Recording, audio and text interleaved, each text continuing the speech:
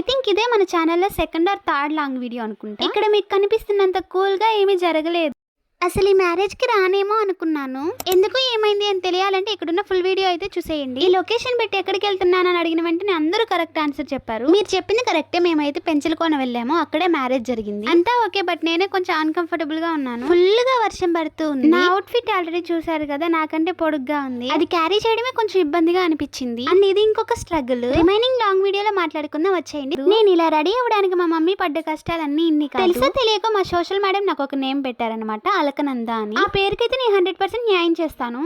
ఇంకా వీడియోలోకి వెళ్ళిపోదాం. ఈసారి నేను మా అన్నయ్య నలుగుకి అయితే కట్టుకున్నాను. హల్దీ కోసం అయితే చేస్తూ ఉన్నారు ఇట్లా అంతా. పాపం పొద్దున్నే చల్లనీళ్ళు మా అన్నని బాగానే ఏడిపించారు అందరూ కలిసి. పాపం షివర్ అవుతున్నాడు. ఇంకా మా అన్నయ్య వాళ్ళు అండ్ మా సిస్టర్స్ అందరూ కూడా అక్కడే ఉన్నారు. సో అందరూ కలిసి అయితే ఇలా పిక్స్ తీసుకున్నాము. దెన్ ఇంకా ఆఫ్టర్నూన్ నుంచి నలుగు జరిగింది. ఆల్రెడీ నేను ఈ పిక్స్ అన్ని కూడా పోస్ట్ చేశాను. సో అర్లీ మార్నింగ్ మ్యారేజ్ అనమాట. సో మార్నింగ్ వెళ్ళాలి. ఇక్కడే మెయిన్ థింగ్ జరిగింది. అప్పటికే నాకు 3 days నుంచి కంటిన్యూస్ గా నిద్ర లేదు. ఐ థింక్ 1:30 అప్పుడేమో నేను రెడీ అవుతున్నాను. ఆ టైంలో మా మమ్మీ వచ్చి నా బ్లౌజ్ అండ్ చున్నీ కలర్ అయితే మ్యాచ్ అవ్వలేదు అని చెప్పింది. బట్ నాకేమో అదే నచ్చింది. కానీ మా మమ్మీ నన్ను ఒక కన్ఫ్యూజన్ లోకి నెట్టేసింది. ఇంకేముంది, ఫుల్ ఫైర్ అయిపోయి నేను అసలు పెళ్లికే రానని చెప్పి 7 సేలు పడుకునేసా.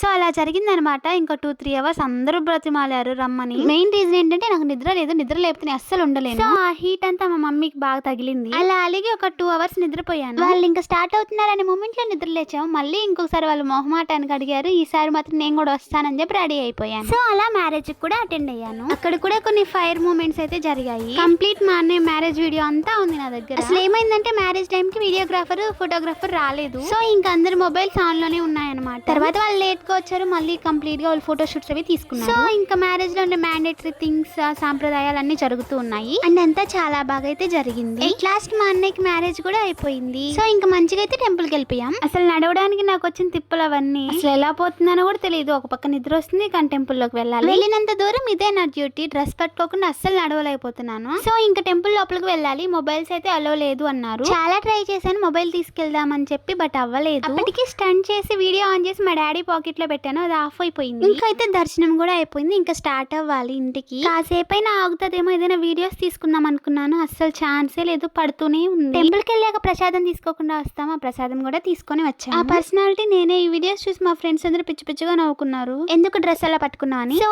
ఇంకా రిటర్న్ కూడా అయిపోయాము. ఇంకేముంది, అక్కడ పడుకుంటే ఇంటికి వచ్చి నిద్ర లేపారు, అప్పుడు లేచాను.